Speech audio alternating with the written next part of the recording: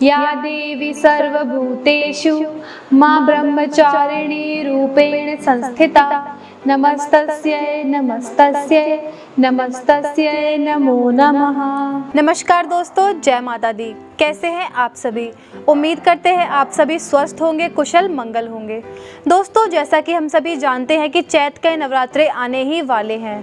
2 अप्रैल से 11 अप्रैल तक 9 दुर्गा माताओं का दिन है। तो आज का हमारा विषय यह होने वाला है कि हम आपको बताएंगे ऐसे कुछ कार्य जिनका हमें नवरात्रि के 9 दुर्गों के 9 दिन में खास ध्यान रखना है। यदि हम वह कार्य करेंगे तो माँ दुर्गा हमसे रुष्ट होंगी। तो दर्शकों, ऐसी कुछ बातें जिनका हमें विशेष तौर पर ध्यान रखना है। यदि हम वह कार्य करेंगे तो माँ दुर्गा हमसे रुष्ट हो जाएंगी और हमारे घर में धन और लाभ नहीं आएगा। तो बने रहिए हमारे साथ आज की इस वीडियो में। वीडियो को अंत तक ज़रूर देखिएगा। दर्शकों, क्या आपके साथ ऐसा हुआ है कि आपके अथक प्रयासों के बाद भी माता रानी आपसे रुष्ट हैं? आपके जीवन में किसी भी प्रकार का कोई लाभ या माता रानी की असीम कृपा आप पर नहीं दिख रही है? तो ऐसे कुछ सटीक उपाय हम आपको बताएंगे जो आपको नवरात्रों में भूल कर भी नहीं करने हैं। सबसे पहले दर्शकों, नवरात्रों के 9 दुर्गाओं के समय में आपको सबसे प्रथम बात अपने मन में किसी भी प्रकार की आशंका और दुर्व्यवहार नहीं रखना है। यानी कि जैसे कि आप माता रानी के प्रति श्रद्धा रखते हैं, उनके लिए व्रत रखते हैं, माता रानी आपको कभी भी नहीं कहती कि हम उनके लिए व्रत रखें, उपवास रखें या भूखे रहें। माता रानी केवल श्रद्धा की भूखी हैं। तो कभी भी हमें माता रानी के प्रति कोई भी आशंका, कोई भी किसी भी प्रकार का शक या किसी भी प्रकार का दुर्व्यवहार नहीं रखना चाहिए। यदि हम सच्चे और साफ मन से माता की स्तुति करेंगे, माता की पूजा करेंगे, माता रानी हमसे अवश्य ही प्रसन्न होंगी, हमारे ऊपर अपनी असीम अनुकंपा, अपनी असीम कृपा बरसाएंगी। दर्शकों, दूसरा सबसे महत्वपूर्ण एक चीज़ जिसका हमें ध्यान रखना है, हमें नवरात्रों के 9 दुर्गाओं के समय में कभी भी अपशब्द नहीं बोलने हैं, किसी से लड़ाई झगड़ा नहीं करना है, किसी की चुगली नहीं करनी है, गाली गलौज तो बिल्कुल भी नहीं करनी है।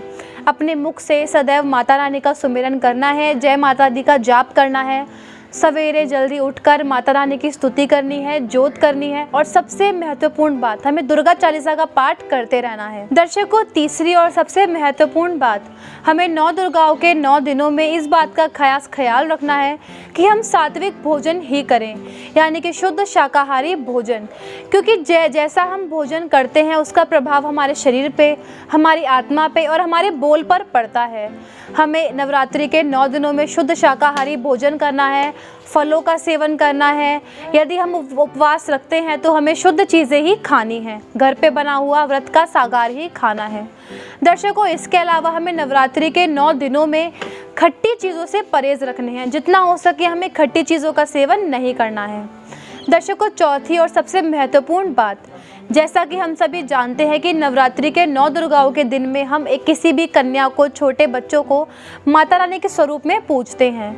तो हमें अपने घर से माता रानी का स्वरूप यानी कि किसी भी कन्या को खाली हाथ नहीं जाने देना है और ज़रूरतमंद लोगों की मदद करनी है। ऐसा करने से माता रानी बड़ी जल्दी हमसे प्रसन्न होती है और हमारे ऊपर अपनी असीम अनुकंपा दिखाती है। तो दर्शकों, यदि आपके घर पे कोई भी ज़रूरतमंद आता है या कोई भी कन्या आती है तो हमें उसका स्वागत और सत्कार करना है और उसे खाली हाथ नहीं भेजना है। 5वां कारण, सबसे पहले तो हमें नवरात्रि के 9 दुर्गाओं के समय में अपने नाखून, बाल और दाढ़ी इत्यादि नहीं कटवानी है।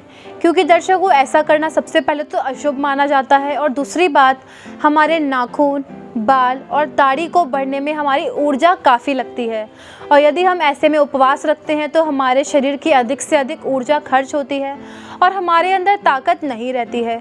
तो इसके पीछे का ये सबसे बड़ा कारण है कि हमें नवरात्रियों के दिनों में नेल्स यानी कि नाखून नहीं काटने चाहिए, क्योंकि हमें माता रानी की स्तुति के लिए ऊर्जा की ज़रूरत है।